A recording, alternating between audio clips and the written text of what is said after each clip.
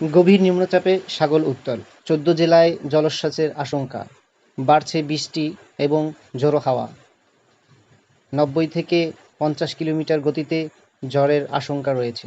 সকলে সতর্ক অবস্থানে থাকবেন। চলুন এবার বিস্তারিত আমরা শুনে আসি।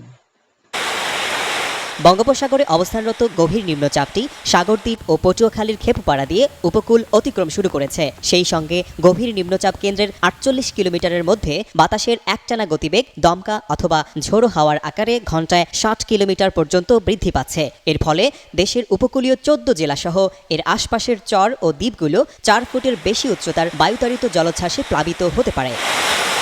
আবহাওয়াবিদ হাফিজুর রহমান জানিয়েছেন, উত্তর পশ্চিম বঙ্গোপসাগর ও তৎসংলগ্ন এলাকায় অবস্থানরত গভীর নিম্নচাপটি আরও উত্তর দিকে অগ্রসর হয়ে সাগরদ্বীপ ও পটুয়াখালীর খেপুপাড়া দিয়ে ভারতের পশ্চিমবঙ্গ ও বাংলাদেশের উপকূল অতিক্রম শুরু করেছে। আবহাওয়াবিদ আরও জানিয়েছেন, বর্তমানে গভীর নিম্নচাপ কেন্দ্রের ৪৮ কিলোমিটারের মধ্যে বাতাসের একটানা সর্বোচ্চ গতিবেগ ঘন্টায় ৫০ কিলোমিটার, যা দমকা অথবা ঝোড়ো হাওয়ার আকারে ৬০ কিলোমিটার পর্যন্ত বৃদ্ধি পাচ্ছে।